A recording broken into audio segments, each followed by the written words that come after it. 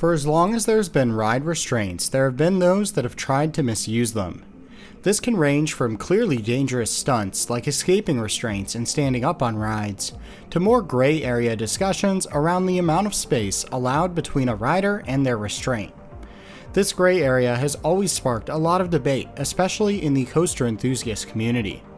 Confusion has been added to this by rides that feature a minimum restraint position, usually measured by a magnetic sensor, a marking on the restraint, or the number of ratchet device clicks needed for a ride to be dispatched. Today, we will be examining this in detail to see what the correct answer really is. Do note that this video assumes you have a good understanding of the various types of restraints and restraint locking mechanisms. If you need a refresher on these, check out the videos linked below. The concept of a minimum verification position on restraints has contributed to this discussion. This position is present on many rides and is required to be monitored on Area 5 rides. These are rides that experience the highest amount of G-forces allowed within international standards like ASTM and EN. The minimum verification position of the restraint can be defined as the highest position a restraint can be set to allow the ride to dispatch. On Area 5 rides, these are monitored by the ride's control system to prevent the ride from starting without all restraints closed to at least this position. This position is set by a ride's manufacturer and is done to prevent the restraint from being set so high that it cannot function as designed. This is used as a way to measure riders so that riders whom are too large to safely use the restraint system are not allowed on the ride. This is not the minimum allowed position for all riders though. In general, most parks will enforce that a restraint must contact a rider's body. Depending on the restraint's design, they may specify what area of a rider's body is to be contacted. To summarize, many ride enthusiasts may argue that a ride can be ridden with the restraint at the minimum verification point set by the ride's manufacturer, but most parks' policies state that a restraint must actually contact a rider's body. With this said, let's dig further to discover which side is correct. Ride manufacturers provide guidelines and recommendations for a ride's operation, maintenance, and inspection in the form of an owner's manual at the time of a ride's purchase. Under international standards such as ASTM and EN, ride owners are required to follow these recommendations, though this is not always required by law. The exact guidelines for a ride can vary widely from manufacturer to manufacturer, and it's safe to say that newer rides include much more detailed and specific instructions than older ones.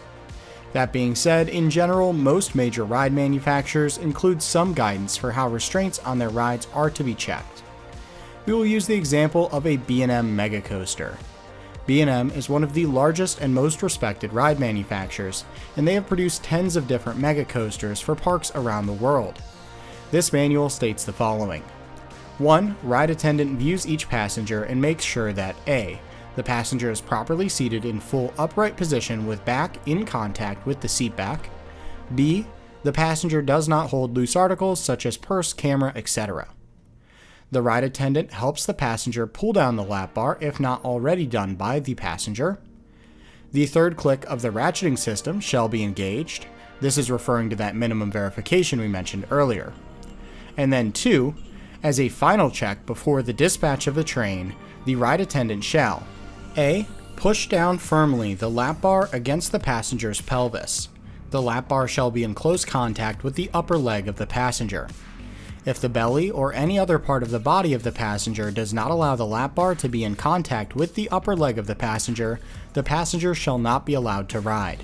B. Pull up firmly the lap bar to make sure that the lap bar is properly locked.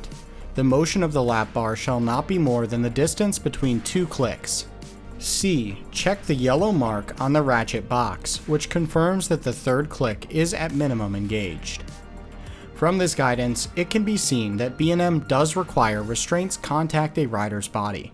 Accordingly, parks are definitely in the right for requiring this policy on their rides made by B&M. From my knowledge of the industry, several other manufacturers such as Intamin, RMC, and Zamperla provide similar guidance for their rides. However, this does not completely end the debate, as some manufacturers, especially legacy ones like Aero, provided very minimal guidance in this area, usually stating something such as that the restraints must be properly secured prior to a ride cycle starting. This leaves a lot of room for interpretation, as properly secured is never defined by Arrow. That being said, guidance provided by a park with regard to restraint positioning is always best to be followed by all riders, regardless of if a manufacturer expressly states it or not.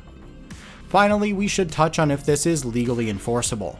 That is to say, could a park be held responsible for failing to ensure that all riders have restraints secured touching their bodies?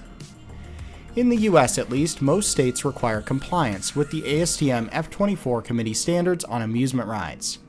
Inside one of these core standards, F770, it stated that owner-operators must obey all manufacturer recommendations.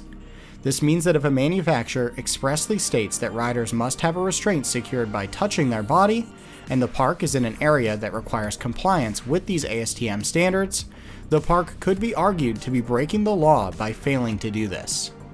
This is not a solid rule, as there are exceptions, such as if the park is in one of the states that does not require compliance with standards, or if the manufacturer never provided such guidance. However, as a general rule, parks have mostly adopted the policy of securing all restraints to this point as a means to protect riders and ensure compliance with all manufacturer guidelines. To summarize, ride manufacturers may or may not require that all riders be secured with restraints touching their body. However, most manufacturers today do require that this be done. In the US, laws require compliance with ASTM standards for amusement rides.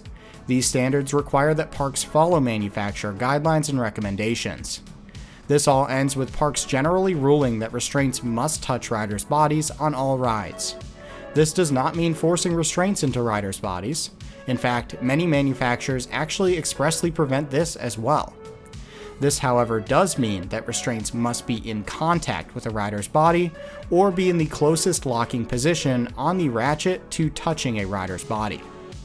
Minimum verification points for restraints are only for larger riders who may not properly be secured by the restraint if it's set any higher.